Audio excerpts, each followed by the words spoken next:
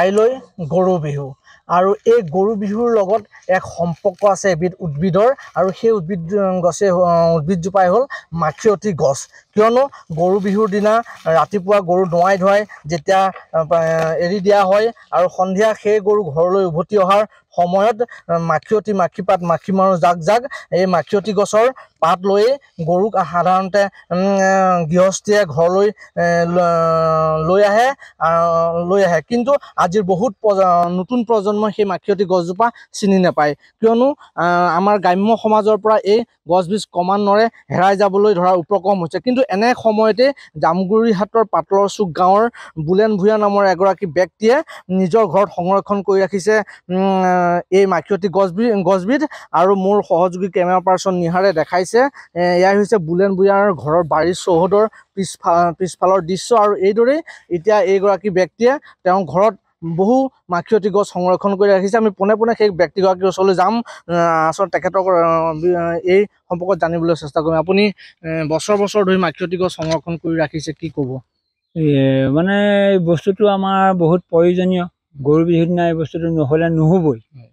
আজিও আমাৰ বিচাৰিবা আছিলে বজাৰবিলাকত কোনোবাই উলিয়াইছে 2-4 মুঠি বিক্ৰী হয় কিন্তু মই সেইটো ভাৱত ৰখা নাই মই ৰাখিছোঁ কিয় আমাৰ যিহেতু গাঁওখন ডাঙৰ গাঁও প্ৰত্যেকৰে গৰু আছে গতিকে গৰু বিহুৰ দিনা আহিব খুজিবহি মাখিয়তী এমুঠি দে মই কাটি পেলাই দি দিম সেইকাৰণে মই এনেকৈ 100 জোপাৰো অধিক মই সংৰক্ষণ কৰি ৰাখিছোঁ আপোনাৰ ওচৰৰ মানুহ আহে ওচৰৰ দূৰৰ পৰাও আহে ওচৰৰ মানুহও নিয়ে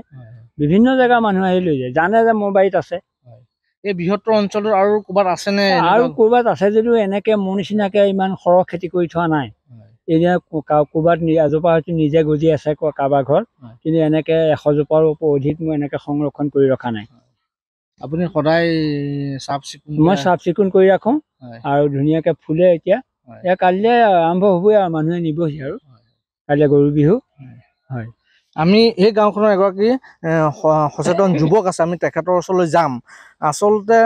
আপোনালোকৰ গাঁৱৰ এগৰাকী আদৰ্শ ব্যক্তি বুলিয়ে কৈছোঁ এই ব্যক্তিগৰাকীয়ে ক্ৰমান্বয়ে নৱপ্ৰজন্মই চিনি নোপোৱা এই গছবিধ সংৰক্ষণ কৰি ৰখাৰ চেষ্টা কৰিছে কি ক'ব হয় এইটো আচলতে আমাৰ গৌৰৱৰ বিষয় যে অসমীয়া আমাৰ যি সংস্কৃতি বিহু এই বিহুৰ সংস্কৃতিৰ লগত এৰাব নোৱাৰা এবিধ সম্পদ এবিধ উদ্ভিদ তেওঁ সংৰক্ষণ কৰি ৰাখিছে আৰু বহাগ বিহু আহিলেই বুলেন ভূঞা বুলি মানে এটা নাম সাংঘাতিক ধৰণে প্ৰচাৰ হৈ যায় যে বুলেন ভূঞা এই কাৰণেই যে গৰু বিহুৰ দিনটোত ৰাতিপুৱা তেওঁ ঘৰত বিভিন্ন গাঁৱৰ এই অঞ্চলৰ প্ৰায় শতাধিক গাঁৱৰ লোক আহি তেওঁ ঘৰৰ চোতালত ভিৰ কৰেহি এটাই উদ্দেশ্য যে ইয়াৰ পৰা দুডাল মাখিয়তী পাত লৈ যাব আৰু তেওঁ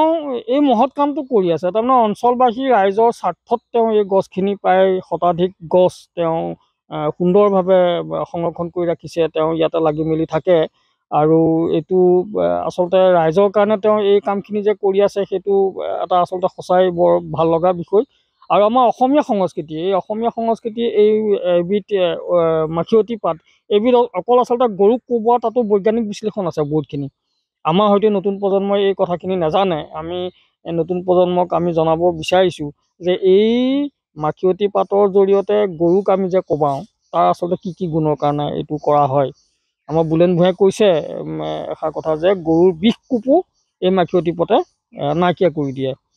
আৰু দ্বিতীয়তে যদি কোনোবা গৃহস্থীৰ ঘৰত এজোপা যদি মাখিয়তী গছ থাকে বা চোতালত থাকে সেই গৃহস্থীৰ ঘৰত মহ মাখিও মানে নাইকিয়া হয় তাৰমানে ইমান এটা প্ৰতিৰোধক এবিধ উদ্ভিদ গতিকে এই দুষ্প্ৰাপ্য হেৰাই যাবলৈ ধৰা এই উদ্ভিদ আজি তেখেতে সংৰক্ষণ কৰি ৰাখিছে আৰু গাঁওখনৰো গৌৰৱ ইতিমধ্যে তেওঁ এই মাখিয়তী পাতৰ কাৰণে বিভিন্ন সন্মানো লাভ কৰিছে গতিকে ই আমাক গৌৰৱ আমি এই চেগতে আমি বুলেন ভূঞাদেৱকো আন্তৰিক শলাগ ধন্যবাদ জ্ঞাপন কৰিছোঁ আচলতে নৱপ্ৰজন্মই